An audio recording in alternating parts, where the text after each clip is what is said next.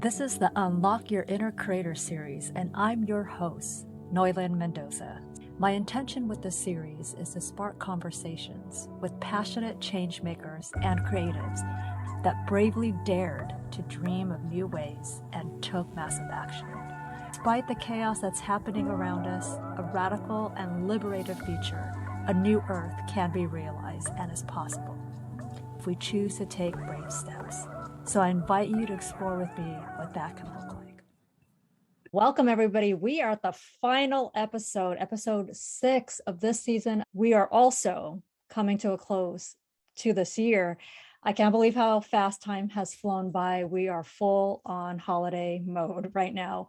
And so this time I always think about it, right? As we get closer to the end of the year, we're thinking a lot. We're doing an assessment of the year, we're reflecting, and it's a closing out for a lot of people.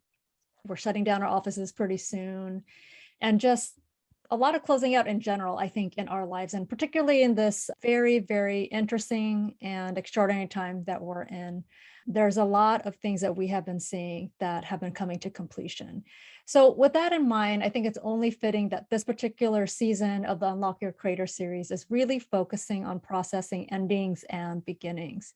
My intention has always been for this series is to have conversations with passionate change makers and creatives that bravely dared to dream of new ways and are taking massive action. So as we open this conversation, I call on the energy of transitions and what does it mean for us to be in a threshold of stepping out of the old and stepping forth in the new.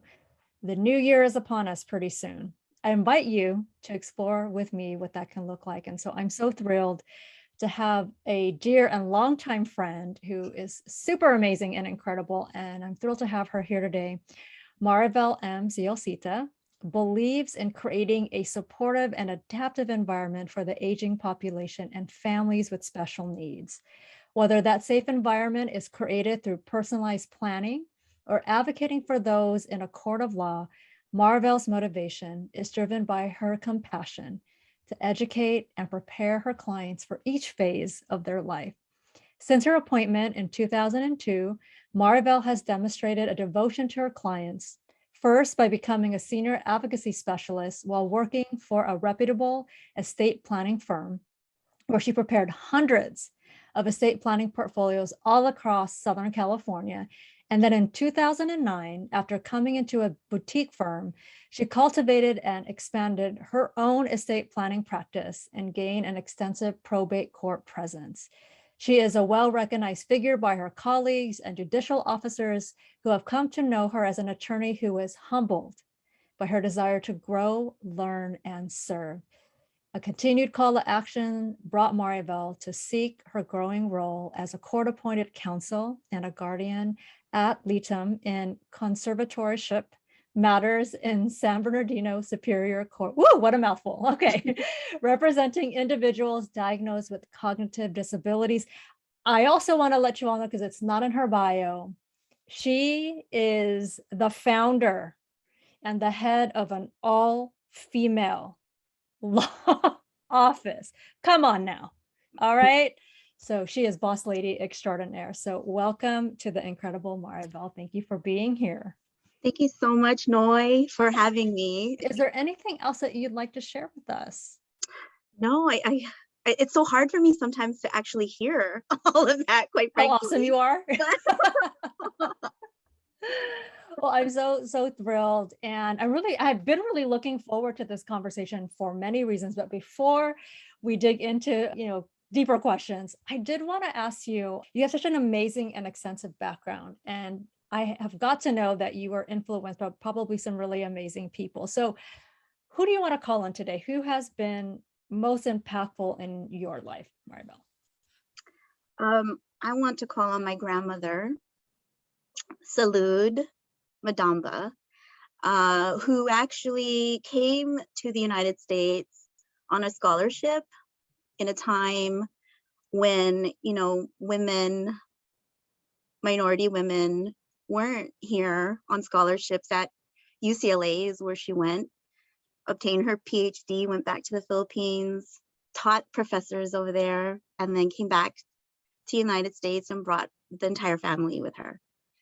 So it's women, it's her, and, you know, women like her that have really set the way, paved the way for what we do and how we are able to express ourselves today. So I really just want to call on that. She's my inspiration every day. I Yeah. can see it. You come from, I think, a long lineage of trailblazers and pathfinders. So what would you say has been your grandma's biggest insight that you carry with you daily? That we're worthy and we can do it, and we can still be feminine and open. And that actually is what makes us strong. So that we can be it all, actually, and don't be afraid of it. Ooh, that's really good, right? Yeah. And I think it's like this idea for me what divine feminine leadership is, right? Mhm. We can be strong and we can also be tender and soft. And She was my it's all of it. perfect, I think, oh yeah, she was my perfect example of masculinity, femininity, yin yang, like all rolled into one. Mm, So yeah. I love it. How blessed you are. Whew. Okay. So you are actually in a field, right? First law, but then in particular, the work that you do, right? Mhm. Um, is very, I feel like, intense and intimate for various reasons. So let's go back a little bit. I want to find out about your journey. How did you end up deciding that this was the focus that you were going to do in your law practice? So I'm curious, what was the catalyst for you to decide that you were going to be a lawyer, and then in particular going into, you know, basically working with people around their end of their life? So take me on a journey. You know, when I was 5 years old, I actually knew already that I wanted to be an attorney. So that I already knew. And I jokingly say a lot of the time, I don't know why, but you know, I hear from a lot of my colleagues actually that when you're called to do something, especially something like the law, it's not an easy life. That it was a calling very early on. So I just knew that that's what I was going to do. And my dad was a controller, he was a CPA.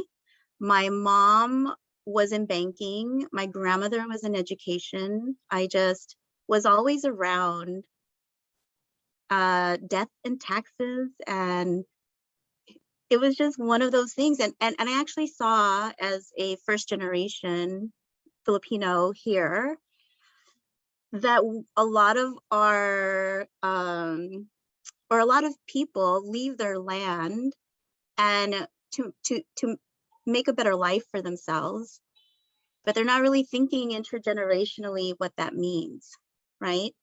So I don't know why I saw it very early on that there was a need for an advocate and someone that really cared about that process.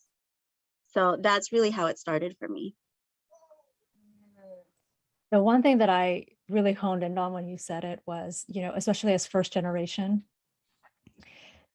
most of the time, I think the things that we hear, whether it's outright said or the things that we see from our families, is this idea around, like you were saying, sometimes we don't really think longer term. It's about right now, like what is it that we need right now so that we can survive. But you brought up this thing around legacy, and I know your practice is really built around one part is legacy. And as you were saying, like, I just thought it was funny. It's like everybody in your family, these examples of very accomplished people was around death and taxes, right? And was that saying go like, nothing's ever certain except for death and taxes. So we know that for sure. And then, like I said, you deal, I feel like, with a topic that a lot of people don't even want to touch unless they have to, right? Right. And it's around death and it's around transition. Mhm. That took me a little bit too, because I'm trying to think of like, how comfortable am I even to talk about these things? What do you say you have learned? Because you've been doing this for a bit now. What have been the biggest, I guess, insights and wisdom of doing this kind of on an everyday basis, and also, you know, supporting families as their loved ones transition, or maybe after their transition? What would you say you have learned? So I know, off camera, you and I have had many extensive conversations, I think, about death, right? And what we do as a collective. And I think I've learned my branding is always, and just because it just is, a life, love, legacy. We're living our lives, these moments in time, and leaving our legacy through what we love, right? And the more that I see, the more families I meet with and help them transition through their lives, whatever that is, I really do see a thinning of the veils, right?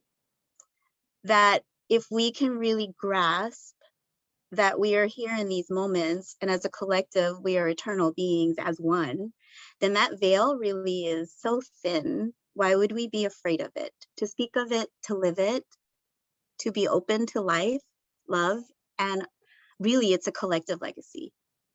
So I stay focused on that no matter where I am and what I'm doing and who I'm serving or whatever it is, because it's more than us. And that's the biggest lesson that I've learned. Yeah. I wonder, has it changed, right, with this pandemic? Because I Oh, feel for like sure. we were Yeah. actually put in this situation in some ways, right? Where it's just kind of, I don't want to say in the ether, but it's there and it's more tangible because we just know, right, Yeah. what could happen with this virus. And so has it changed, or has your outlook changed as you think about, like you said, the veil is thinning, or do you see any difference among people that you're working with now? So I feel like, because this is what my life has been, my entire Yeah, life, even my before, career, right? Yeah. right? I Yeah. feel that it's prepared me for this. I Mm, do feel that for the first time in my lifetime, I don't know if you feel the same way, we as a collective have felt something as one, right? We've been forced to go inward, and all of the great things about and not so great things about humanity have been forced to the forefront.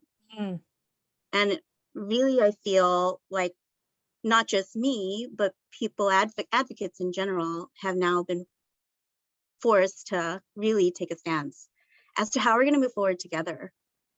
So that's really what this pandemic has done.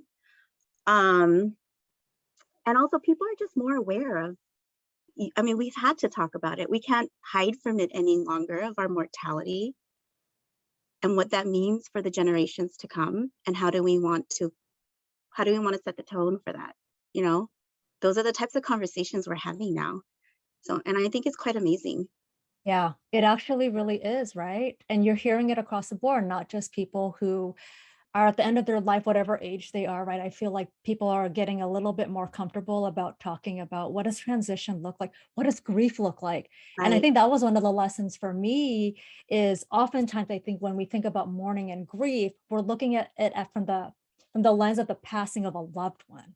Hmm. But grief could also be Beginning. a beginning. It could also be grieving a future that you thought you wanted, or a dream that you wanted, or a moment, and you weren't able to get it. So, what can you share to us about grief? Like, what do you think people should consider? Okay. So this kind of brings it back to my favorite quote, which is a Rumi quote. And it says, "Love said to me, there is nothing that is not me, so be silent." And that's been my favorite quote for ages and ages. If I really had to explain it, it really is that if you choose to believe, or if you see it, as much grief as there's as much love in that. Mm, There is nothing that is not love. yeah. Yeah. You actually Yeah. reminded me of something that I watched recently. It was like one of these late night shows, but it was that, right? Like we could actually flip the script and look at grief in a different way. When you're grieving, it's like your expression of this love that you had for this person. For Like this you had so person, much love. That's why you're grieving so mhm, much.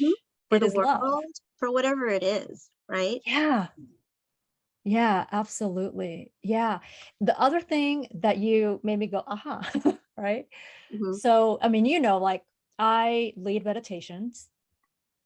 And one of the things as a You keep me safe meditation facilitator, right, sometimes. is this whole thing around stillness Oh, and yeah. what stillness can offer you. And really to be in stillness is so that you can listen to yourself, to your inner voice, to your soul's calling.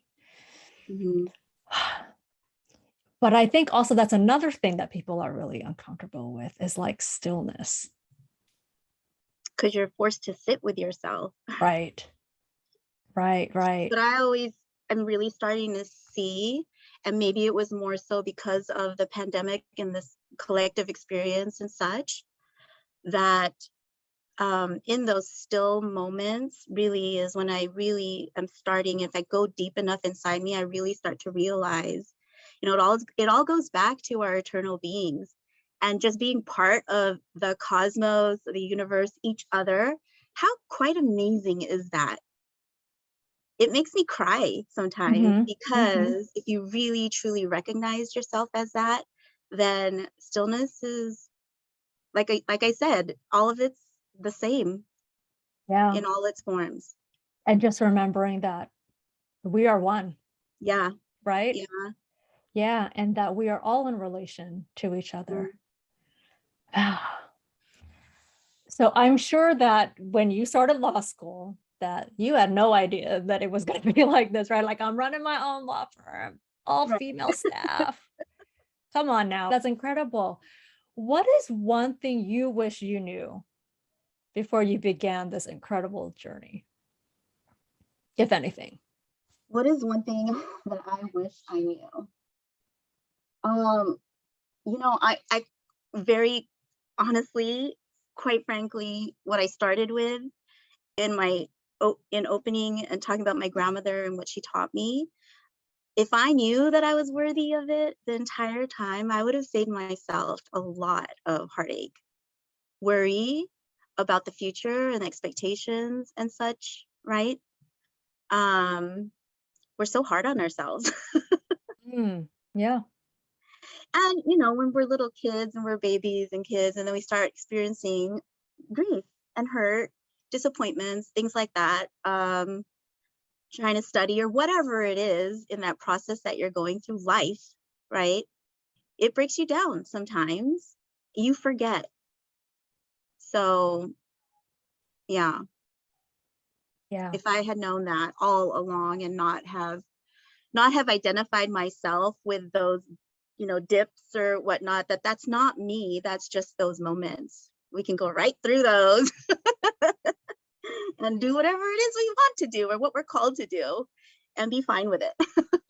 Yeah, yeah. Yeah. But the thing is that you listened to your soul's calling early on. Like Mhm. you knew, which I think is incredible at 5 years old, because some of us, right, have to do a lot of twists and turns to get back and to remember, right, what Well, the yeah, so work I is that knew we're very here to do. early on, but it's the same process, twists and turns and this and that. I'm like, oh, this is really hard.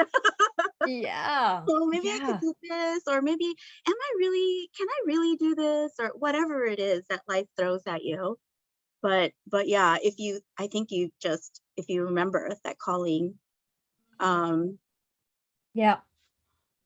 then So I'm it's all about like with this interview series, right? Like let's offer some folks who are going through similar things, right? Maybe they're already in this amazing experience, right? They took the leap. There's some folks that are doing that. Like, what do they need to stay motivated? And then there's other folks who are feeling misalignment and realizing like, you know, I've always had this dream, and I have a friend named JJ, and I always like to, call upon her because she says, dreams in hibernation, right? mhm. So they've had these desires and dreams. It's just sleeping. We need to wake it up a little bit and like take that leap. How do you stay motivated?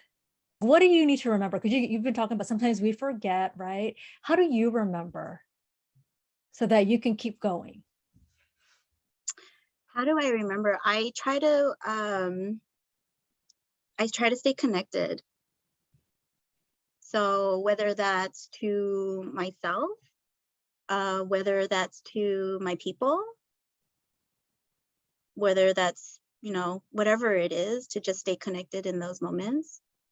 When I get into lower vibrations of fear or regret or whatever it is, I recognize it as just that. And I stop and I pause and I get still. Sometimes I pray about it. Sometimes I meditate about it. Sometimes I call my grandmother and my ancestors or whatever, right? But that's how I do it. I remember that I am connected and I'm not the only person that's feeling this way. And then I feel it. I've had such a hard time in my life feeling things. So that's the one thing, feel it and be okay with it. Be kind to yourself, move through it and get to these higher vibrations, back to love, back to peace, back to enlightenment, and it's going to fluctuate. But you just have to remember that's okay. We're humans.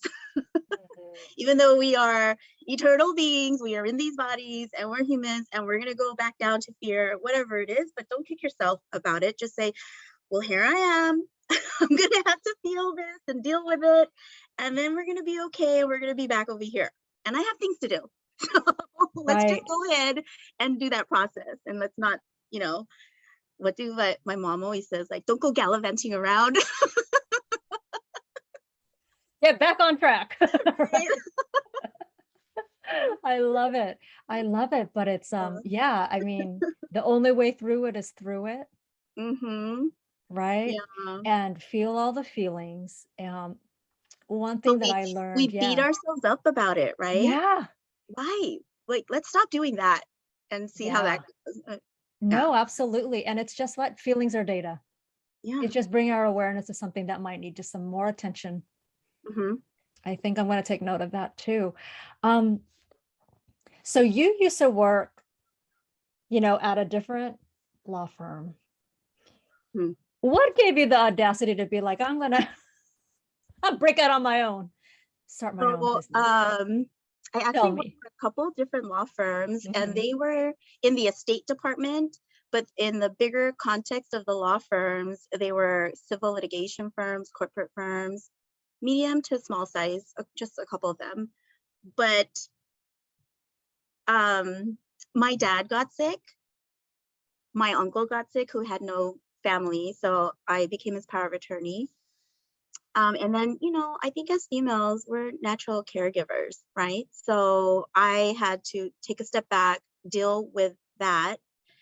And in that process, I realized that there were people out there, a natural extension of estates that I deal with and that I've been dealing with all along, and I never really honed in on it.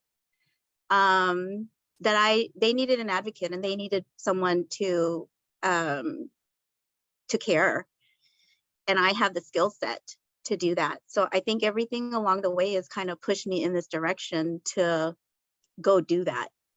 So I started out in firms doing corporate and estate planning work for corporations or for family-owned businesses, which is great. But within those family-owned businesses or within my own life or out there in the community, I started seeing people that have maybe special needs, children and their families, or as an aging individual that has now advanced Alzheimer's or dementia and doesn't have a family to take care of them. Just things like that, which I think is just more honed in on individuals that can plan for themselves. So I just decided I was going to go do it on my own terms, and build a practice around advocacy. So we still do everything else, and we have a full staff that we do all of that. But I am now in a place where I can truly advocate. And that was really important to me. So beautiful. And I think it just comes back to what you were saying, right? life, love, legacy, Mhm. and being really rooted in those values. And, back to your grandma is just remembering what she said, like, you can do this. Right. And it is possible. No. Mm. There are other people out there when you start doing this or practicing this, like saying stay connected, there are so many people out there wanting to do good. So many of my opposing counsels, the judges that are sitting on the bench, other advocates out there that we utilize, refer business back and forth, and they can tell when you care. They can tell when Mm.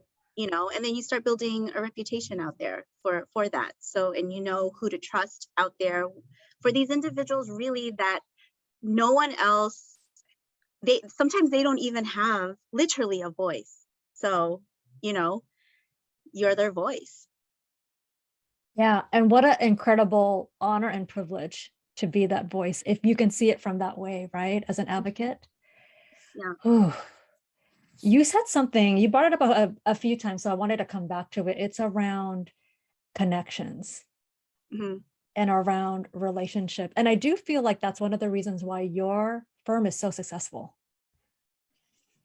For folks who, like I said, a lot of people in my network are small business owners or entrepreneurs, or they're advocates. They work for nonprofit organizations, social service organizations.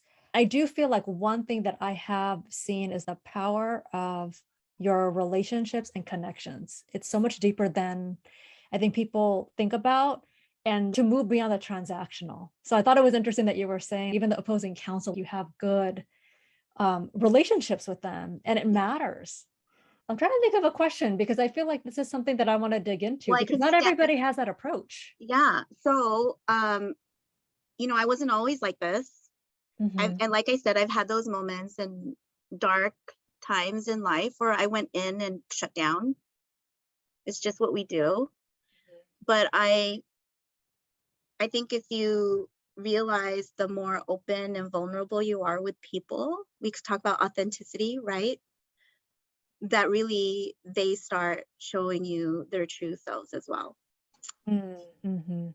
Early on when I started practicing law at this firm in LA, they had us all take all of these different, capacity tests, what you're good at, I can't remember, Colby test, the introvert, extrovert test, all those things. And we would take them quarterly. And I don't know what it was, but I was obsessed with being the same in my personal life as I am in my business life. Because you could actually track it and skew it as you're interacting in the world. I literally took that as my homework. I was like, okay, so by next year, you're going to be in the same quadrant. Your personal, your outward, your whatever business life, what you present to yourself in the world is going to be in the same quadrant. There's not going to be any this and that or being different or whatever. And that actually is what has done it for me Mm. Well, like, in all areas of your life. yeah, like Being real. mirrors, right? So part of it is how one thing shows up in one area of your life Well, might be indicating how it might be showing up in another area. But I think sometimes we get that mix up because we feel like we can silo, or we're told to silo and not be seen as whole. So I think that's a really interesting aha that you had, or this awareness. It's how do I be consistent? consistent. In the law, it's so hard. It's a Yeah. daily struggle in the law just because there's the brainiac world of law procedures, especially in litigation. And I do a lot of that, posturing, strategizing. But guess what? You show up knowing what you know and being real, courteous, and friendly with people, them knowing that when it gets down to business, it's business. And I appreciate that you're the same way, then you just naturally gain respect in that way. And you do start building relationships, in that manner. So, Yeah, it's that honesty and self-awareness of mhm, yourself. of yourself. of and the yourself. respect for other people.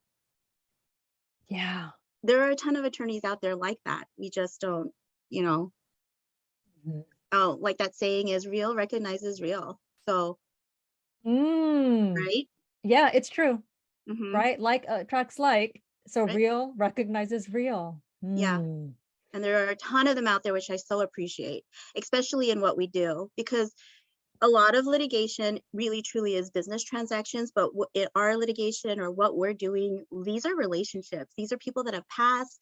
These are people that are grieving. These are people that are fighting about, you know, things that have been part of their family generationally for a long time, way before I've been involved in it.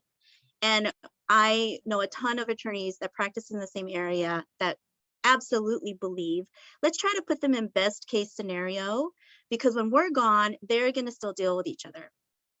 Or hopefully we want to put them in a position where they want to still deal with each other and maybe patch something up before they all die. So it's a whole different kind of, I think, area of law. Yeah. Well, bringing it from, like you said, from your personal to your professional to your personal, what do you think has been, I guess, the biggest lessons that you've learned that you have incorporated into your personal life, just from having to work with people, like you said, in these situations where somebody has passed or is in the process of transitioning, and a lot of stuff comes up because there's a lot of stuff that's unsaid. And all of a sudden it's coming up like as a flood. Yeah. What have you taken from your Oh my, professional life that you've integrated? yeah. I think some of my biggest lessons have been really to, you know what, you're not going to have control over everything, and I just need to be respectful of people's positions and their perspective. I don't need to agree with it, but I'm not going to knock them for it. And I think that's something that a lot of people aren't doing nowadays, is letting people have their own ideas and perspectives, even if you think, or even if the majority of people out there think they're crazy or whatnot. I'm always like, do that. Maybe it's harmful, maybe it's not, I don't know, but that's exactly where you are in life. So I'm just going to go ahead and work around that. Whatever I need to do, at least I know that I just need to be kinder, you know? That's kind of Yeah. what it's brought to me in my personal life. Yeah. Yeah. Incredible lessons. So, as we come closer to the end of the year, a lot of people start getting, they're a little bit more inward than they usually are Hmm. during any part of the year. So I want to ask you a few questions. What's one thing that you want to celebrate or super proud of happening, or that you were involved in, or that you did in 2021? Oh my gosh. I, as the year is ending, I'm really proud of the staff that I've cultivated. It's been such a trying, hard couple of past years. And I've had to learn a lot about giving up total control, trusting that things are going to get done the way we've set them out to be done, empowering them to be their own leaders and to make their own path. And my staff of women, I call them warriors because they are so amazing. They teach me something every day. I'm so extremely proud of them. And that's probably the one thing for me this past year. Yeah. Second question regarding reflections is, what is it that you need to let go of and have stay in this year and not bring it to the next? I've been thinking about this a lot.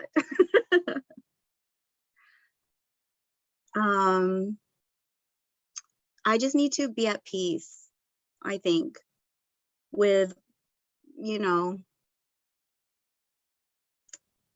those moments of frustration, those moments of, in any aspect of my life, whether it's a case, whether it's a trial, whether it's a relationship in my personal life, whatever it is, I need to be at peace that it is what it is and where I'm supposed to be, and just flow through that.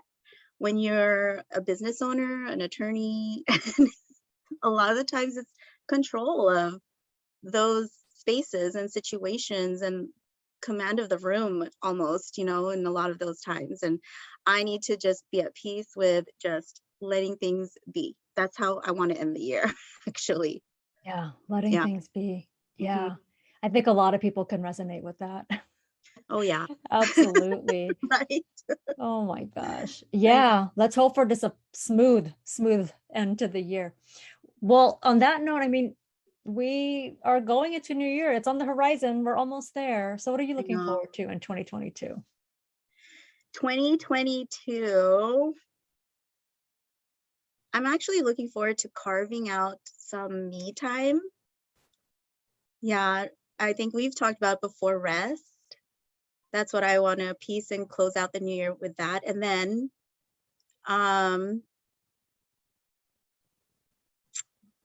there's just so much I have planned. But I'm really looking forward to that flow. Wow.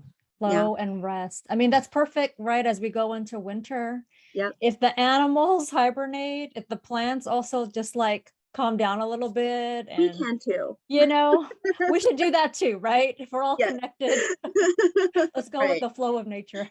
Right. Oh my goodness. So where can our listeners connect with you if they wanted to find out more about your services? How can they get in touch with you, Marivel? So my website is mmzlawyer.com. And then my office is in Claremont in San Diego, but the Claremont office is the main office. Our phone number over there is 909-256-6702. And then my personal email is my first name, Marivel, MARIVEL at mmzlawyer.com. Awesome. Well, thanks for that. So if you have any questions regarding the areas of practice that Marivel and her law firm specialize in, please get in touch. And my very, very last question. So the name of the series is Unlock Your Inner Creator. What does creator mean to you, Marivel? Creator means to me, for me, and I would say in life, and what I found about owning my own business and just being out there in the world is how much of an entrepreneurial we all are and could be. That creative spirit to co-create with each other, with this universe, with your purpose. It's such a amazing thing and scary thing all wrapped up in one. And if we just get past that fear of the unknown, I think that, miracles happen. So yeah, that's what I would like to say. I love it. So we're all creators, right? Mm-hmm. If we can just get past the fear of the unknown. Yeah. That is so fitting for right now. Absolutely. Right. There's so much uncertainty, but we can still create even amongst all of this unknown. That's when the best ideas come, I think. Yeah. Yeah, absolutely. Yeah. When we're put into situations where we have to innovate and we have to create something new, this is a perfect time to do it. So I have this book that I've been doing intuitive page pulls from. And so give me a number and then let's see what wisdom comes through. 3. 3. Okay. 3. Okay, this is a short one. All right.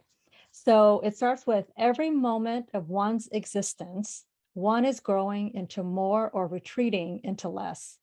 One is always living a little bit more or dying a little bit. Norman Mailer. And then it reads, all change can be expansive in potential. The choice is ours. As I open my heart to accept change, my heart softens and grows larger. Every experience carries a seed of transformation. Every event can bring blossoming and wealth. My personal will can resist change or embrace it. The choice is mine and determines the life I will have. It ends today. I choose to embrace change. I open my heart to its hidden but abundant blessings. Mm-hmm. So interesting. So fitting. So fitting. Yeah, absolutely. I'm always just amazed whenever folks pick their page. It's it's always in relation to something that we talked about or something that's happening in their life. So Right. on that note, wonderful. Thank you, Marivel. I Thank love hearing you. about your journey and all the wisdom that you always share with us. So Thank you I so appreciate being much. here. Yeah, absolutely. So folks, this is officially the end of season 2. I wish everybody well. We will see everybody in winter as we start season 3. Until then, we'll see everybody soon. Thanks for listening. If you enjoyed this conversation and you'd like to help support this interview series, make sure to tune in to the next episode and share it with others. To catch all the latest from me, you can follow me on Instagram at The Radiant You, U as in the letter U, and sign up for my newsletter by visiting www.theradiantu.com. Again, that's theradiantu.com. Thanks, everyone, and remember, dream big, dream bold, and take brave steps. I'll see you next time.